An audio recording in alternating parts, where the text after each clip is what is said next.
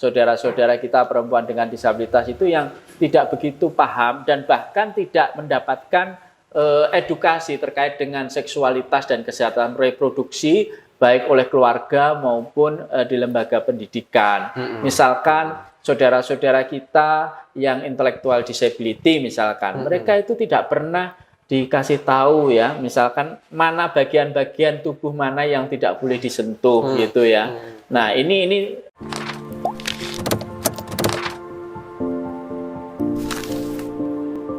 Halo teman-teman, ketemu lagi dengan saya di channel Joni Yulianto, dan kali ini saya senang sekali karena saya kedatangan tamu yang ini adalah teman lama saya.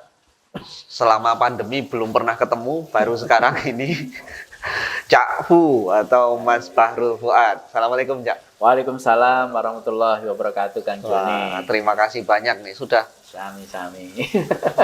di tengah-tengah kesibukannya yang sangat sibuk di Jogja sudah bersedia mampir untuk ngobrol di channel kita ya, di channel Joni Yulianto. Nah, sebenarnya Cak Fu dan saya pernah ngobrol di salah satu podcast waktu itu di channelnya Solider. Nanti saya akan taruh linknya di deskripsi di kolom deskripsi. Dan waktu itu kita sempat mendiskusikan soal KND ya, Komisi Nasional Disabilitas, yang waktu itu sedang dalam proses seleksi begitu, perpresnya baru saja disahkan gitu ya. Dan diprotes oleh teman-teman. Dan diprotes oleh teman-teman. Nah, sekarang kita akan diskusi dengan topik yang mungkin sedikit berbeda lah, karena KND sudah sempat kita diskusikan gitu. Tapi sebelum itu Cak, mungkin banyak juga yang baru nonton, jadi silahkan memperkenalkan diri dulu Cak. Baik, terima kasih. Assalamualaikum warahmatullahi wabarakatuh. Terima kasih Kang Joni, saya diundang di ruangnya Kang Joni, di podcastnya Kang Joni Yulianto. Ini luar biasa, ini juga teman lama ya, perjuangan ya, aktivis sejak mungkin zaman orde lama, orde baru ya, orde baru ya. Nama saya Bahrul Fuad, jadi biasa dipanggil Cak Fu, dan sehari-hari saya sekarang sebagai salah satu komisioner di Komnas Perempuan untuk periode 2020-2024 gitu. Ya, komisioner Komnas Perempuan, tapi latar belakang aktivismenya sangat panjang. Nanti kita akan gali latar belakang aktivismenya Cak Fu sebelum di Komnas Perempuan gitu. Betul. Nah, ini di Jogja dalam rangka apa, Cak? Ya, saya di Jogja ini dalam rangka kami di Komnas Perempuan ada kerjasama dengan UNFPA dengan didanai oleh pemerintah Jepang ini untuk program advokasi anggaran untuk pemberdayaan perempuan dengan anggaran desa untuk pemberdayaan perempuan dengan disabilitas dan lansia, kan Joni. Dan kita Komnas Perempuan menggandeng 5 mitra di 5 wilayah yang berbeda, yaitu di Bekasi, kemudian Bekasi itu dengan Yayasan Balai Perempuan, kemudian di Cirebon itu dengan Rahima, kemudian di Yogyakarta dengan Pusat Rehabilitasi Yakum, di Situbondo dengan PPDIS, dan di Kupang dengan Yayasan Garamin. Nah, kami mencoba untuk mendorong di 5 desa di wilayah dampingan itu untuk dapat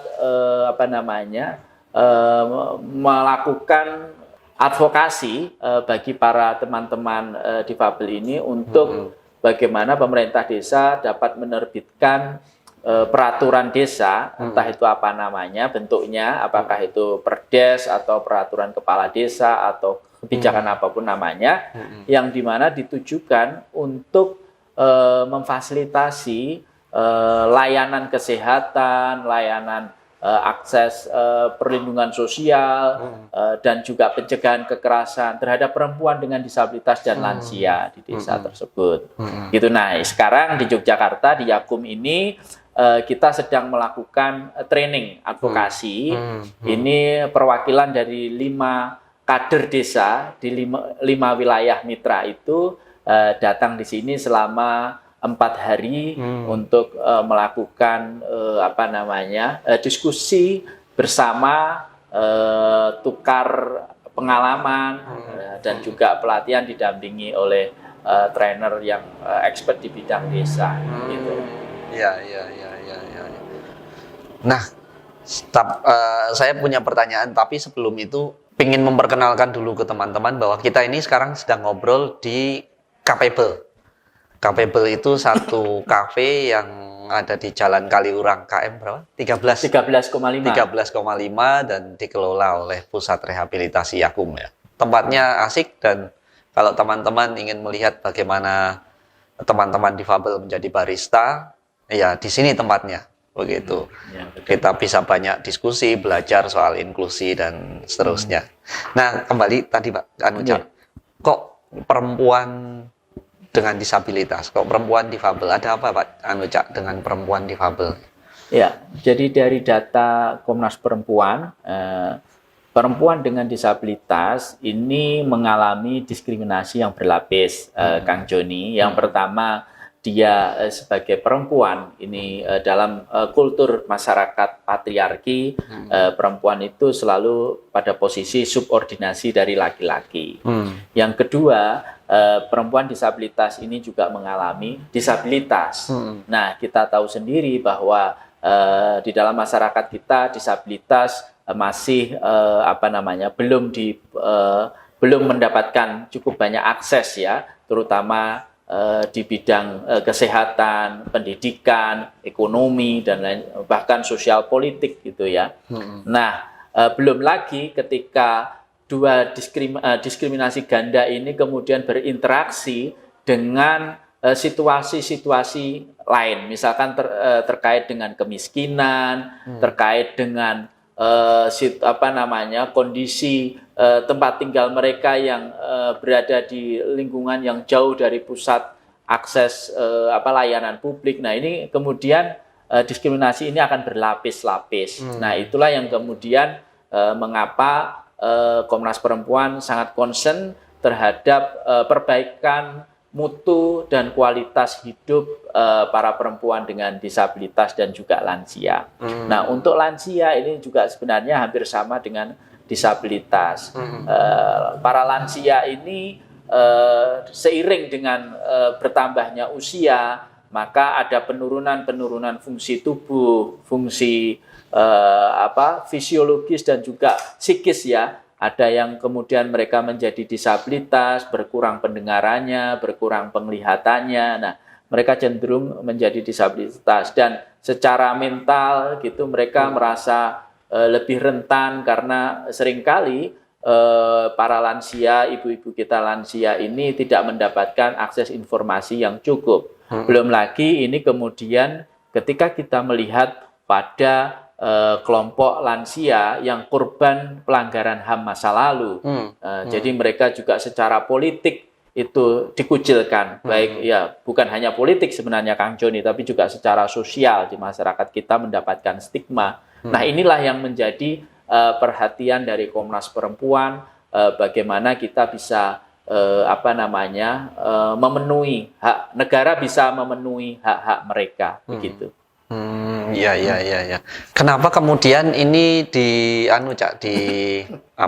direncanakan agar advokasi penganggaran untuk kepentingan perempuan dengan disabilitas ini dimulai atau dilakukan dari desa? Ini apakah ada kaitannya dengan keberadaan desa di mana sekarang ini sudah banyak memperoleh dukungan anggaran misalnya, atau ada hal-hal lain sebetulnya? Iya, benar, Kang Jody. Itu salah satu alasannya ya. Jadi sebenarnya banyak alasan. Jadi salah satu alasannya adalah ya tentang tingginya anggaran dana desa yang yang dikucurkan di setiap desa gitu ya. Nah, ini selama ini masih seringkali desa itu dimanfaatkan untuk pembangunan infrastruktur gitu ya. Sementara untuk yang sosial itu masih sangat sedikit, sangat kecil gitu. Nah, ini yang kita coba untuk advokasi juga. Tapi yang kedua di dalam strategi pembangunan inklusif, saya menggunakan strategi seperti perang Panglima Cina itu, Kang Joni. Jadi desa mengepung kota, gitu ya. Jadi saya membayangkan kalau desa ini kan skupnya cukup kecil dengan jumlah populasi penduduk juga relatif kecil.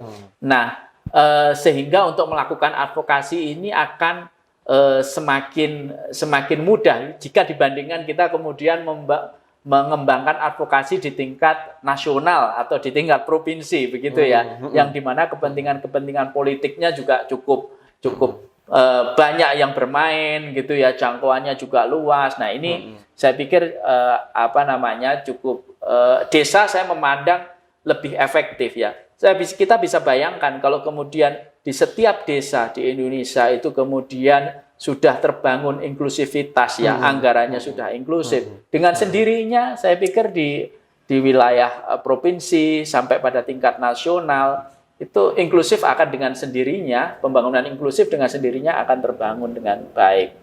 Dan saya pikir Kang Joni sangat paham ya, karena Kang Joni ini salah satu pencetus temu inklusif ya, yang berbasis di desa. Saya pikir ini juga saya juga terinspirasi dari situ sebenarnya. Ya, karena memang bahwa inklusi itu tidak selalu identik dengan sesuatu yang maju, yang mahal dan seterusnya gitu ya. Dengan cara yang sederhana pun sebenarnya bisa dilakukan gitu. Nah, tapi sebenarnya yang saya agak gelisah gitu ya, sebenarnya tadi terkait dengan perempuan yang Cafu katakan mengalami diskriminasi yang lebih berlapis. Nah, itu sebetulnya relasinya seperti apa sih sejauh ini, contoh-contoh di lapangan. Nah, ini yang mungkin banyak di antara teman-teman yang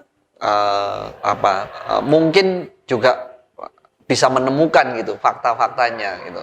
Nah, seperti apa sih fakta realitas kondisi perempuan dengan disabilitas itu, sehingga kemudian ini menjadi sangat penting untuk ada keberpihakan dari sisi anggaran dan lain sebagainya itu. Jadi perempuan dengan disabilitas di Indonesia ini seperti yang saya sampaikan tadi, di dalam satu sisi mereka adalah perempuan ini dalam masyarakat patriarki di Indonesia yang sampai saat ini juga masih cukup kuat gitu ya.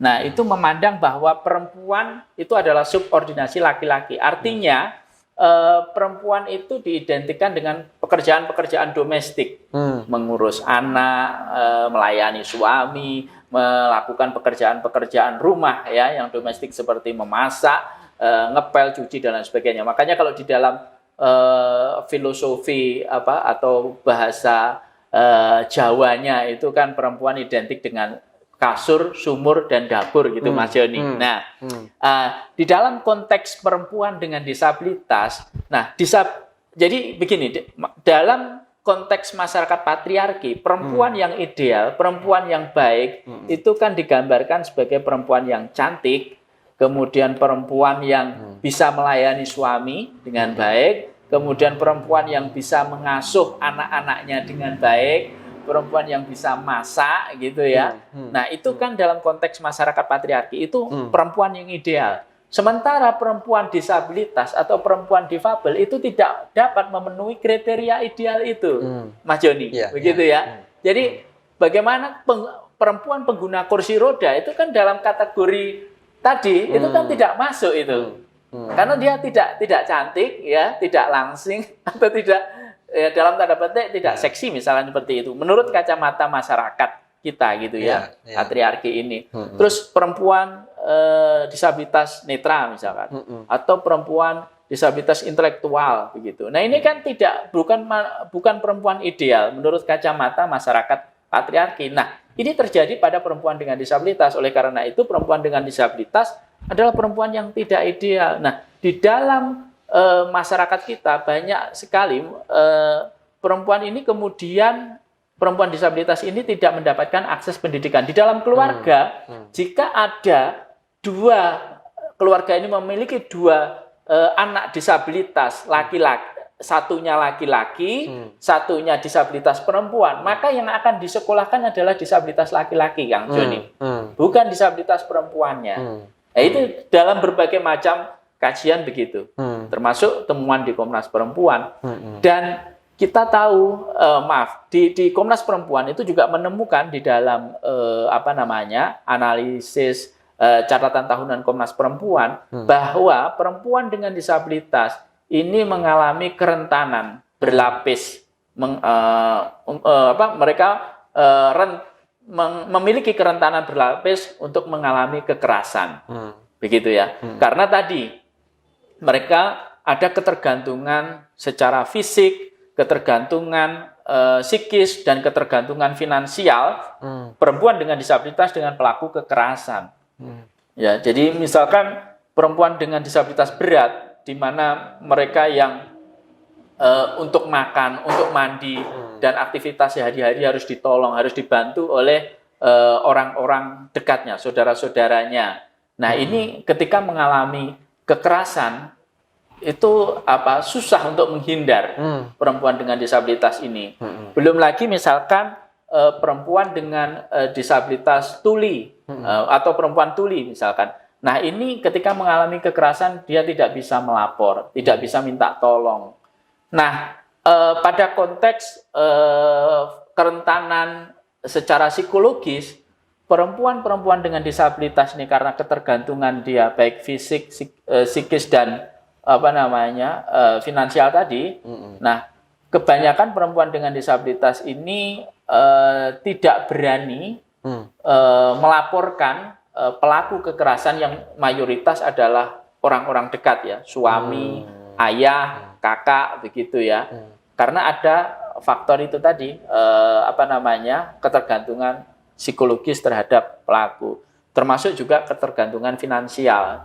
Karena perempuan dengan disabilitas mayoritas tidak bekerja, tidak punya sumber income tersendiri, maka ketika dia mengalami kekerasan, mereka tidak berani melaporkan pelaku kekerasan karena takut ditinggalkan dan sumber daya ekonominya akan hilang. Nah, ini Kang Joni yang membuat kenapa Komnas Perempuan sangat concern, sangat perhatian terhadap kondisi perempuan dengan disabilitas di Indonesia. Nah, kebayang ini ya. Jadi artinya secara individu lebih lemah, umumnya gitu ya. Umumnya secara individu lebih lemah, lebih tidak berdaya. Kemudian tambah dukungan dari sekitar juga kurang. Betul. Pelaku, katakanlah kalau konteks kekerasan seksual, pelakunya justru orang-orang yang dekat, yang seharusnya melindungi, betul, gitu ya. Betul. Ya. Jadi ini seperti lingkaran pelemahan yang nggak ada ujungnya, gitu. Betul. Ya. Nah, kira-kira bentuk perlindungan seperti apa, Cak? Kalau yang dibayangkan atau yang mungkin sudah mulai dilakukan oleh Komnas Perempuan, kemudian yang nantinya akan didorong perubahannya untuk menciptakan perlindungan yang lebih baik gitu untuk perempuan difabel ini. Betul. Tadi yang saya sebutkan salah satunya perempuan dengan disabilitas itu memiliki ketergantungan finansial ya terhadap pelaku kekerasan. Nah, kita mendorong pemerintah desa untuk memberikan akses ekonomi kepada mereka. Di saat yang sama kita juga berharap pemerintah desa itu memberikan akses pendidikan seksual dan pendidikan kesehatan reproduksi, juga pendidikan pencegahan kekerasan terhadap perempuan dengan disabilitas ya, yang nanti itu kita berharap di pelatihan itu diberikan pada tingkat keluarga orang tua mereka. Nah, di saat yang sama juga kita mendorong desa untuk membangun sistem pencegahan kekerasan terhadap perempuan, termasuk perempuan dengan disabilitas. Nah, ini menarik, Kak. Kemudian saya jadi punya pertanyaan satu lagi nih terkait dengan penjelasan tadi, adalah selain advokasi yang sedang dilakukan, yang nantinya akan teman-teman lakukan di tingkat desa itu, sebenarnya upaya-upaya seperti apa yang sedang atau akan dilakukan oleh Komnas Perempuan dalam rangka apa ya, lebih memberdayakan teman-teman perempuan difabel dan sekaligus memperkuat perlindungan ini. Mereka dari kekerasan. Iya, betul. Ya, jadi di program kerjasama Komnas Perempuan dengan UNFPA dan didanai oleh pemerintah Jepang ini,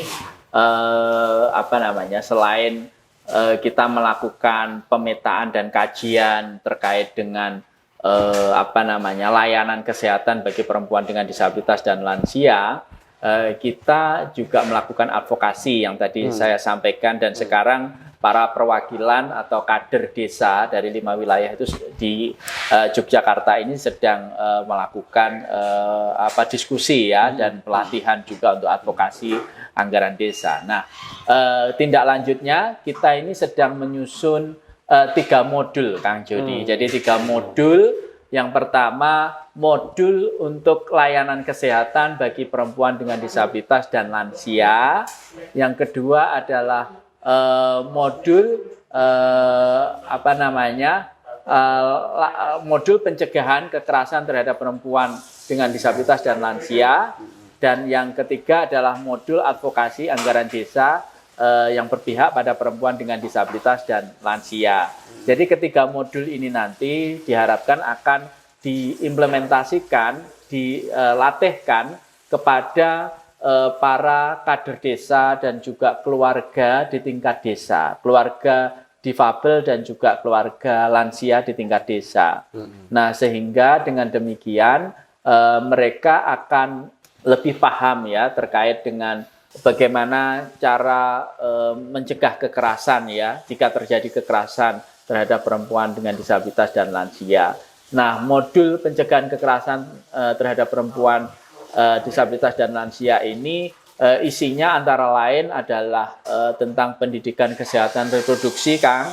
Kemudian pendidikan berisi tentang pendidikan bagaimana terkait dengan seksualitas. Nah, karena kan banyak juga saudara-saudara kita perempuan dengan disabilitas itu yang tidak begitu paham dan bahkan tidak mendapatkan edukasi terkait dengan seksualitas dan kesehatan reproduksi baik oleh keluarga maupun di lembaga pendidikan. Misalkan saudara-saudara kita yang intellectual disability misalkan, mereka itu tidak pernah dikasih tahu ya, misalkan mana bagian-bagian tubuh mana yang tidak boleh disentuh gitu ya.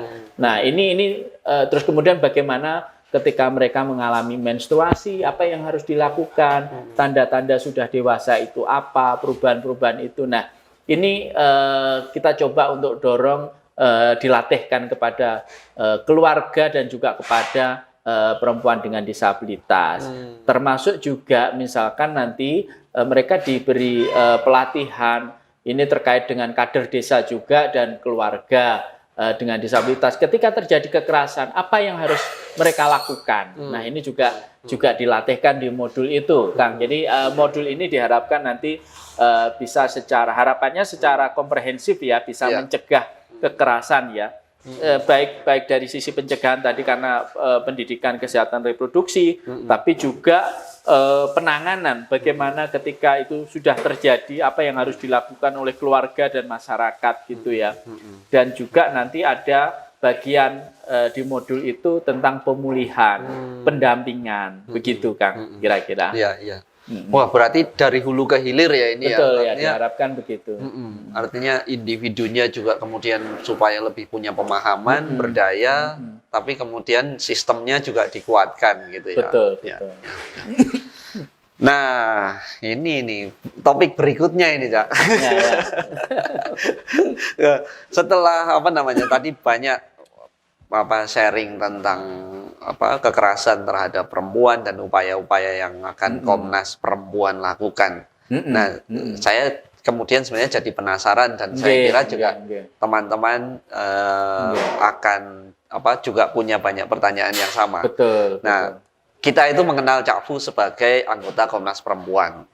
Kemudian yang difabel dan kemudian juga membawa pengarus utamaan difabel di Komnas Perempuan. Ya, betul. Nah, tapi bagaimana sih perjalanannya sampai kemudian kok akhirnya ujuk-ujuk ada di Komnas Perempuan. Apakah ini memang satu hal yang kebetulan atau memang saya yakin pasti ada perjalanan panjang gitu ya, sebagai aktivis gitu. Nah, mungkin bisa dijelaskan. Betul, Kang. Ya, saya pikir kita seangkatan lah, Kang Joni ya. Jadi saya memulai dunia aktivis gerakan difabel itu kan sejak 1996 ketika saya masih kuliah di Undar Jombang ya, Darul Ulum Jombang. Tahun 96 itu saya mendirikan komunitas, dulu namanya masih Ikatan Penyandang Cacat Jombang, IPC Jombang. Nah, di situ saya mencoba mengorganisir saudara-saudara difabel gitu. Pada waktu itu kan masih banyak teman-teman difabel kita yang jadi pengamen, kemudian jadi pengemis di pasar, tidak punya pekerjaan gitu ya. Dan mereka juga ada yang buka servis elektro, begitu kan dulu kan modelnya begitu. Nah, itu saya organisir, saya ajak membuat sebuah perkumpulan namanya Ikatan Penyandang Cacat itu. Kegiatannya sebenarnya sederhana, Kang. Waktu itu kegiatannya hanya arisan, begitu, diskusi dan arisan. Seiring berjalannya waktu, kemudian saya terus menggeluti dunia itu hingga kemudian tahun 2004 ya, saya berangkat ke Belanda karena dapat beasiswa S2 ya dari Ford Foundation, sama dengan Kang Joni lah. Kang Joni kan juga dapat itu. Nah, dari sampean senior saya. Nah, dari situ kemudian saya pulang ke Indonesia, tapi masih tetap menggeluti dunia aktivis difabel ya. Jadi saya mendirikan paguyuban daya mandiri di Surabaya yang kemudian sekarang sudah membentuk koperasi daya mandiri dan asetnya ya kurang lebih sekarang sudah hampir 100 juta ya. Nah, itu 2006 saya mendirikan paguyuban itu dan setelah itu ya jadi beberapa kerja serabutan lah kan, ya kayak ya jadi konsultan, jadi eksternal evaluator begitu ya. Di dunia, tapi tetap masih di dalam dunia disabilitas, kemudian sering diskusi dan bersama teman-teman membangun sekolah kader gradiasi bersama dengan Kang Joni juga. Tapi kan seiring berjalannya waktu, saya merasa bahwa kita tidak cukup hanya bersuara di luar pagar gitu ya, di luar arena. Tapi kita harus juga masuk di dalam sistem gitu ya.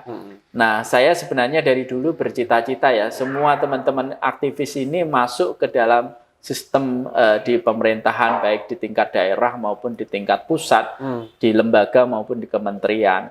Tugasnya adalah, salah satu perannya adalah mewarnai ya, kalau tidak bisa mengubah cukup mewarnai ya kebijakan-kebijakan yang ada di dalamnya. Dan ya sekarang saya masuk di dalam salah satu lembaga negara begitu ya, Komnas Perempuan, dan saya mencoba untuk semaksimal mungkin memberikan warna kepada kebijakan-kebijakan dan program di Komnas Perempuan untuk lebih berperspektif difabel begitu Kang Joni. Wah, ini banyak pertanyaan jadinya, Cak. Nggak apa-apa, 2 sesi. Dibagi 2 sesi. Banyak pertanyaan, tapi gini, saya jadi sangat tertarik dengan tadi soal kok kemudian memilih untuk atau punya rencana, punya keputusan untuk membuat tadi yang sebelum paguyuban tadi, ikatan penyandang cacat, mengorganisir teman-teman difabel di Jombang. Itu ada apa, Cak, sebetulnya? Kenapa kemudian saya ingin mengorganisir gitu? Iya, pada waktu itu menurut saya mungkin secara personal ya. Jadi saya pada waktu itu memang juga ditarik oleh teman-teman organisasi gerakan ekstra kampus seperti PMII dan HMI ya, sempat masuklah Cuman menurut saya tidak kurang sesuai ya, kurang pas dengan passion saya gitu ya. Nah, ketika saya jalan-jalan ke pasar, jalan-jalan ke kota itu melihat saudara-saudara ya, teman-teman yang difabel ini kok banyak yang mengemis di perempatan, kemudian mengamen, dan ini kemudian saya terpanggil loh. Saya yang difabel ini bisa kuliah, teman-teman saya yang tidak bisa kuliah bagaimana? Jadi saya terpanggil untuk membagi pengetahuan saya, kesempatan saya yang saya dapat di kampus gitu kan, untuk kepada teman-teman. Nah, sehingga teman-teman juga lebih bisa tahu soal hak-hak mereka. Nah, akhirnya ya itu terbentuklah paguyuban yang isinya selain arisan juga diskusi persoalan HAM, persoalan ya hak asasi manusia, hak-hak di penyandang cacat pada waktu itu. Mengapa kita ini kok didiskriminasikan, mengapa kita nggak boleh bekerja, kalau bekerja ditolak dan sebagainya, itu saya sampaikan kepada teman-teman dengan bahasa mereka ya, bahasa yang ya dalam kehidupan itu saya juga biasa dengan teman-teman itu kemudian ikut gitaran di pinggir jalan, sama lah Kang Joni ya, jadi ikut nyanyi-nyanyi ya, artinya membaur dengan mereka gitu, dan itu saya menikmati itu, dan ya alhamdulillah gitu ya, artinya itu bisa menyadarkan teman-teman ya terhadap hak-hak mereka. Ini kebahagiaan saya sebenarnya.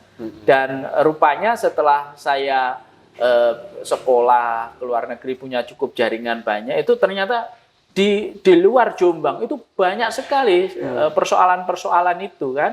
Nah, sehingga wah ini memang harus kita berjejaring. Ya, kita berjaring. Akhirnya juga dengan Kang Joni, dengan Mas Sabto di Solo, Mas Edi di Sukoharjo, itu kan jaringan-jaringan lama ya, dengan Mas Maman. Nah, itu yang kemudian kita berjejaring bersama. Oh, ternyata di luar kota Jombang juga ada teman-teman yang berpikiran, bervisi sama dengan saya. Nah, ini saya pikir bisa menjadi sebuah gerakan bersama begitu. Saya pernah dengar cerita, Cak. Yang katanya ada tetangga Cak Fu yang selalu berusaha untuk pada saat Cak Fu masih kecil untuk ini dimasukkan saja ke panti. Tapi kemudian ibunya Cak Fu apa ya kalau nggak salah, atau bapaknya Cak Fu? Ibu saya. Tidak pernah mengizinkan. Iya, betul. Nah, itu gimana itu, Kak? Kan maksudnya zaman-zaman tahun-tahun itu gitu, tahun 80 sekian, tahun 90-an itu kan sedikit sekali informasi tentang pendidikan untuk betul. Iya. Jadi dulu memang ibu kami itu punya tetangga pegawai Dinsos Kota Kediri gitu ya. Setelah tahu saya lulus SD itu ya beberapa kali minta menawarkan ke ibu saya gitu ya, dan bapak saya untuk mengirim saya ke YPAC Solo ya. YPAC Solo untuk tinggal di sana, dilatih keterampilan gitu ya, menjahit gitu. Tapi ibu saya tidak tidak tega lah istilahnya gitu ya. Dan terutama bapak saya juga gitu ya, berpikir bahwa tidak cukup seperti itu, karena anak ini harus diberi modal pendidikan yang bagus, karena suatu saat akan ditinggal oleh orang tuanya, maka harus bisa mandiri. Nah, begitulah kira-kira visinya. Dan memang pada waktu itu ya suara-suara miring dari tetangga itu banyak, Kang Joni. Jadi iki anak wis cacat kok dikuliahne, lah wong sing normal ae dikuliahne nganggur kok. Nah, gitu itu saya mendapatkan cerita dari ibu saya seperti itu. Tapi ibu saya dan bapak saya ya alhamdulillah ya tetap mendorong saya untuk bisa bersekolah. Dan ya dengan sekolah, dengan pendidikan itulah kemudian saya bisa lebih paham ya terhadap mengapa saya menjadi disabilitas itu selalu didiskriminasikan gitu ya, selalu tidak dianggap. Nah, dari situlah muncul kesadaran kritis ya dari pendidikan itu. Itu. Artinya memang dukungan keputusan keluarga. Untuk keluarga untuk memberikan kesempatan yang seluas-luasnya itu nggak pernah salah gitu ya. Betul. Ya. Saya sepakat bahwa sebenarnya pola asuh keluarga terhadap anak dengan disabilitas itu menjadi sangat penting. Kuncinya di situ. Kan? Ya. Jadi kita yang disabilitas ini kan ada 3 pola menurut amatan dan pengalaman saya ya, pola asuh orang tua terhadap anak disabilitas. Yang pertama itu mereka overprotective ya, selalu apa-apa dilayani karena mungkin kasihan ya dan takut karena kita disabilitas. Ya. Yang kedua ada yang neglected, jadi disembunyikan, bahkan dikirim ke panti, tidak pernah dilihat lagi gitu ya, atau di manalah ditinggalkan dan lain sebagainya. Itu yang neglected, ditolak, karena disabilitas dianggap sebagai aib yang memalukan keluarga. Tapi ada yang ketiga ini yang menarik, jadi ada orang tua, mungkin juga termasuk orang tuanya Kang Joni, orang tua saya dan beberapa teman difabel yang lain, yang memperlakukan kita sebagai anak difabel itu secara wajar. Ya kalau benar ya dihargai, diapresiasi, kalau salah ya diberi teguran atau hukuman gitu. Tapi perlakuannya sama. Sehingga ini yang memberikan kekuatan kepada kita, kepercayaan diri ya kepada kita yang difabel ini. Kalau di keluarga sudah diterima dengan baik, dibangun kepercayaan dirinya, maka di luar itu kita punya kepercayaan diri juga yang bagus gitu. Persoalannya teman-teman yang difabel di luar itu tidak punya kepercayaan diri yang bagus karena memang di keluarganya belum selesai persoalan-persoalan ini. Nah, ini yang menurut saya yang saya rasakan ya, pengalaman-pengalaman itu. Sehingga penting bagi orang tua ya, yang memiliki anak dengan disabilitas itu untuk bagaimana mengasuh anak-anak kita yang difabel itu dengan proporsional, dengan baik. Kita gali potensi-potensi mereka. Jadi menurut saya lebih baik menggali hal-hal yang positif, potensi-potensi yang positif di dalam anak yang dimiliki anak dengan disabilitas daripada kita fokus pada disabilitasnya, mengeluh, kemudian merasa takut gitu. Karena kan itu semua asumsi-asumsi yang justru akan membuat perkembangan mental dan spiritual teman-teman difabel ini tidak bagus gitu ke depannya. Jadi lebih menggali potensinya. Saya yakin setiap anak difabel itu punya modal, punya potensi yang kalau kita jeli bisa menemukan, itu bisa menjadi pendorong untuk kemandirian mereka. Begitu Mas Joni. Betul. Ya. Artinya pola asuh yang tepat memberikan perkembangan yang baik dan hingga akhirnya malah kalau dalam konteks Cak Fu malah kemudian bisa mengorganisir banyak hal gitu ya. Betul.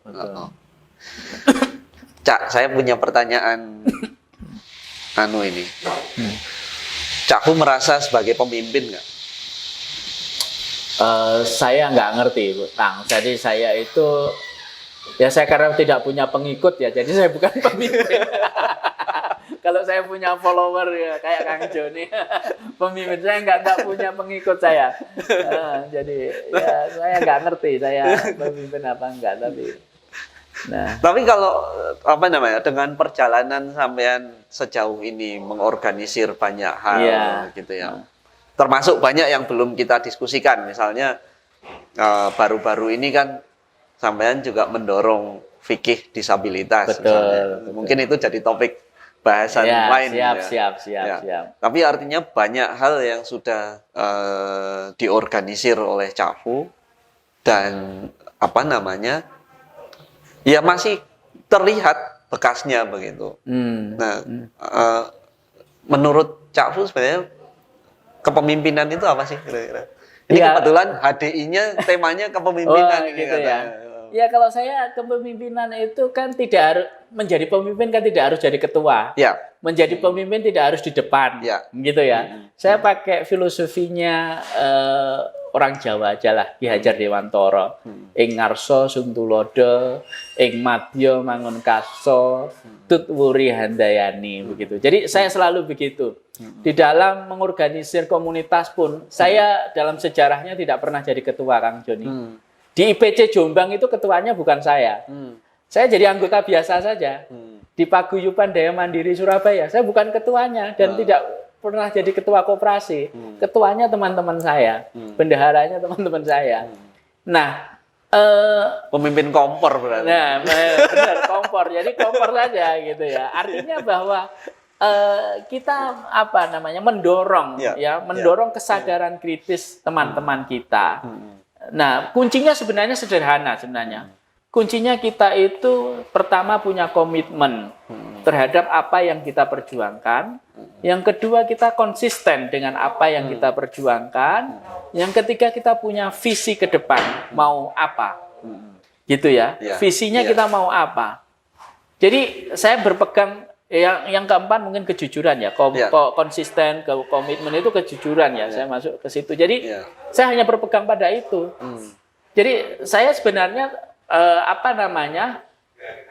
tidak kemudian ingin menjadi pemimpin, tidak ya. Misalkan selalu saya itu melakukan berbagai hal itu karena tadi itu Kang, kegundahan, kegundahan, keprihatinan gitu ya. Misalkan salah satu contoh tadi yang dalam sejarahnya, misalkan yang IPC Jombang itu kan saya karena gundah karena saya prihatin dengan saudara-saudara kita yang di pinggir jalan di pasar itu kemudian meminta ngamen di perempatan jalan gitu kan, saya prihatin loh.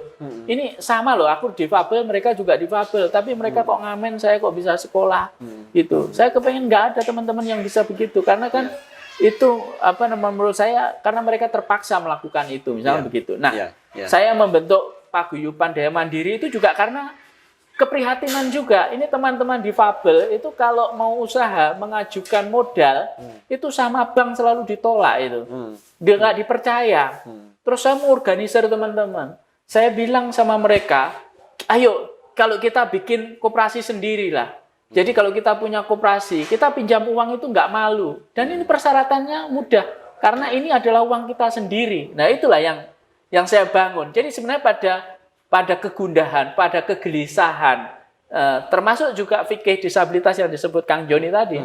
Ini kan persoalannya ketika saya menggunakan kursi roda atau banyak laporan dari teman-teman pengguna kursi roda, itu nggak boleh, kursi rodanya nggak boleh masuk masjid, Kang Joni. Dianggap najis. Loh ini bagaimana? Jadi, tongkat juga gitu. Iya, tongkat juga nggak boleh gitu kan ya. Jadi saya pikir persoalan-persoalan kegundahan, kegelisahan itu yang mendorong saya kemudian mengapa saya selalu mengorganisir teman-teman. Karena ya saya sendiri nggak bisa. Jadi saya butuh teman, butuh kawan untuk mensukseskan, mewujudkan impian itu. Jadi Cak Hu mendefinisikan kepemimpinan itu bukan berarti harus menjadi ketua. Wah, tidak. Saya tidak pernah jadi ketua itu. Dalam sejarah pengorganisasian. Dan kalau bisa jangan sampai jadi ketua kita. Jadi namanya community organizer itu kalau bisa tidak jadi ketua. Tapi kita memiliki kekuatan untuk mempengaruhi, mendrive, mendorong gitu ya sebuah perubahan di dalam komunitas. Jadi kunci kepemimpinan ini bukan posisinya, tapi lebih pada kekuatan dia mempengaruhi, menggerakkan begitu ya. Menggerakkan itu kepemimpinan. Nah, Cak, dalam konteks gerakan difabel saat ini, bagaimana Cak Hu melihat ini? Apakah semakin kuat hal-hal seperti ini atau gimana kira-kira? Iya, ini pertanyaannya jawabnya agak susah ini Kang, karena kan masanya berbeda ya. Jadi kalau menerapkan community organizer dengan cara kita dulu ya, yang bagaimana etika CO dan lain sebagainya itu ada. Ini kalau diterapkan sekarang agak susah juga ya, karena sekarang eranya digital, era platform-platform digital. Tapi saya melihat ya untuk teman-teman sekarang ini memang para aktivisnya lebih banyak ya, anak-anak muda difabel yang kreatif gitu ya. Dan ya dunianya berbeda, maka menurut saya keterampilan di bidang teknologi informasi begitu itu sangat berpengaruh ya di dalam gerakan difabel gitu. Cuman kita berharap, saya sendiri berharap memang penguatan jaringan itu yang masih harus diperkokoh. Jadi sepertinya kalau dibandingkan dengan zaman kita dulu ya, kita ini punya arah gerakan difabel itu mau kemana gitu ya. Tapi kalau sekarang ini kan semuanya jalan sendiri-sendiri ya. Apalagi dengan adanya media sosial ya. Ini ada godaan-godaan untuk kemudian tampil sendiri gitu ya. Secara personal tampil sendiri, muncul begitu ya di permukaan. Tapi membangun basis gerakannya tidak kuat. Nah, saya tidak mengerti, saya belum mempelajari apakah memang model strategi gerakan difabel itu yang cocok seperti itu. Jadi ada orang yang kemudian menjadi public figure dan viral gitu ya, itu bisa mempengaruhi pijakan, atau memang cara konvensional seperti pada masa saya dulu. Jadi membangun basis gerakan komunitas gitu ya, terus kemudian itu mendorong sebuah perubahan.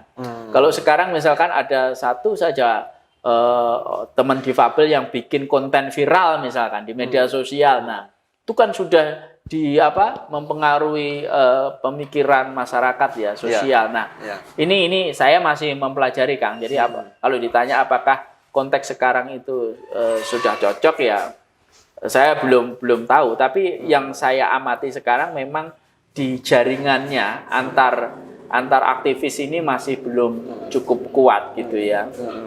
Masih cukup kuat, belum cukup kuat. Yang saya dapat petik dari diskusi kita, Cak, terkait dengan perjalanan Cak Fu ini adalah yang pertama ini bahwa perjalanan aktivisme Cak Fu ini tidak lepas dari latar belakang pengalaman, kemudian bagaimana keluarga memposisikan keberadaan Cak Fu gitu ya. Tapi kemudian di bagian berikutnya Cak Fu tadi juga cerita soal bagaimana pentingnya sebenarnya sistem ini perlu dipengaruhi begitu, sehingga kemudian Komnas Perempuan menjadi salah satu pilihan gerbong perjuangannya Cak Fu gitu. Nah, tapi kemudian di bagian akhir Cak Fu juga memberikan 3 hal yang menurut saya sangat penting soal kepemimpinan, bahwa harus ada komitmen, konsistensi, kejujuran, tapi juga visi gitu ya. 4 hal itu gitu. Nah, ini yang saya kira teman-teman difabel muda atau teman-teman yang baru bergerak pada isu inklusi difabel itu perlu mengambil gitu ya, belajar banyak untuk hal-hal ini. Nah, sebelum kita akhiri, Cak, ada closing statement apa, Cak, kira-kira? Ya, terima kasih Kang Joni. Jadi sebenarnya menjadi difabel itu kan saya menyebutnya menjadi ya Kang ya, karena kan disability is socially constructed ya. Kita ini kan dikonstruksikan harus menjadi disabilitas, gitu kan, bukan kemauan kita sendiri. Nah, menjadi difabel itu adalah sebuah pengalaman yang sangat berharga, gitu ya. Karena kita dengan menjadi difabel kita bisa merekam berbagai macam reaksi sosial, baik dari tingkat keluarga, tingkat komunitas, tingkat masyarakat, hingga dalam skala yang makro, tingkat nasional. Itu kita bisa merekam. Dan itu kalau kita bisa memaknai satu persatu, itu luar biasa, menjadi pengalaman yang sangat berharga. Dan menjadi difabel atau disabilitas itu kan sesuatu yang khas. Setiap difabel dengan berbagai macam jenis disabilitas itu mereka punya kekhasannya masing-masing. Maka saya selalu berpesan ya kepada saya punya quote Kang Joni. Jadi apapun yang Anda dengar tentang disabilitas atau difabel itu hanya opini, bukan fakta, bukan kenyataan.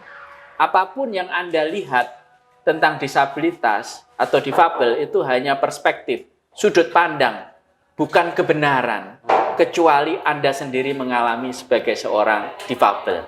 Begitu. Jadi berbanggalah, berbahagialah menjadi difabel, Karena dengan menjadi difabel kita bisa memaknai kehidupan ini dengan lebih baik dan lebih bijak. Ya. Gitu. Oke, itu quote yang sangat dalam. Ini sangat dalam. Jadi apa namanya?